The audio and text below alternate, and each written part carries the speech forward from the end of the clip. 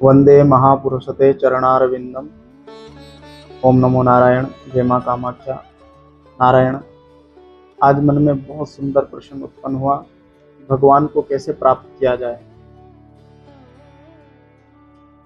तो मन से ही उत्तर आया कि भगवान से प्रेम हो जाए तो भगवान की प्राप्ति सहज में हो जाए।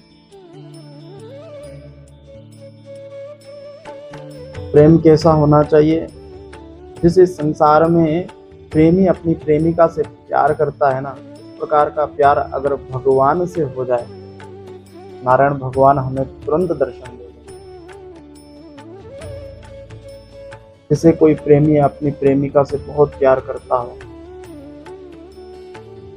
और वो उसके बिना एक पल भी नहीं रह पाता है, उसी प्रकार से अगर हमें भगवान से प्रेम हो जाए कि प्रभु हमें आपको देखना है, आपको सुनना है,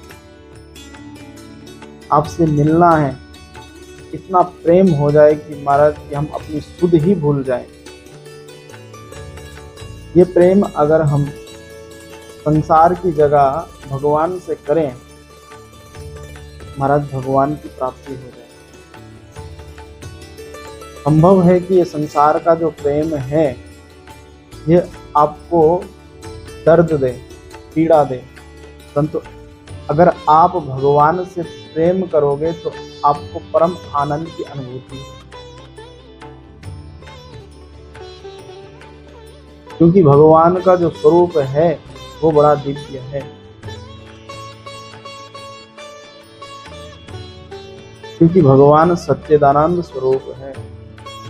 सच्चिदानंद रूपाय सत्यादिहे तापत्रय विनाशाय सुखदाय। महाराज भगवान का सच्चिदानंद स्वरूप है। सत कहिए जो विन से नाई, चैतन्य सकल जग माही। आनंद घट घट करे आनंदा, साकर नाम सच्चिदानंद। सत उसे कहते हैं जिसका किसी भी काल में विनाश ना हो, प्रवर्तन ना हो, जिसमें तो सदैव एक रस रहे। संसार में परिवर्तन होता रहता है, आज कुछ और है, कल कुछ और है, परसों कुछ और होगा।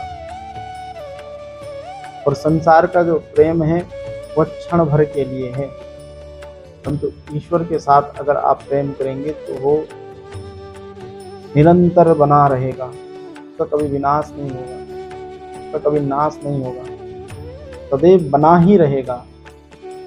क्योंकि भगवान सच्चिदानंद स्वरूप है जिसका कभी भी कोई प्रवर्तन नहीं है, सदैव एक रस रहे। संसरत इति संसारा, ये संसार तो निरंतर खिसकता जा रहा है। संसार में महाराज कोई सुखी भी नहीं है, परंतु अगर भगवान के स्वरूप में खो जाओगे, क्योंकि भगवान का आनंद स्वरूप भी है, तो आपको उस आनंद सिंधु की एक बूंद भी प्राप्त हो जाए तो आप महाराज आनंदित हो जाओगे। और महाराज इसका स्वरूप चैतन्य भी है। अगर आपको चैतन्यता प्राप्त हो जाए,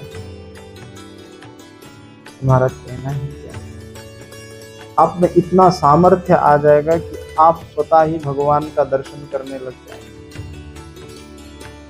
प्रत्येक जीव में आप उस ईश्वर का दर्शन करने लग जाएंगे। ये भगवान से अगर भगवान को प्राप्त करना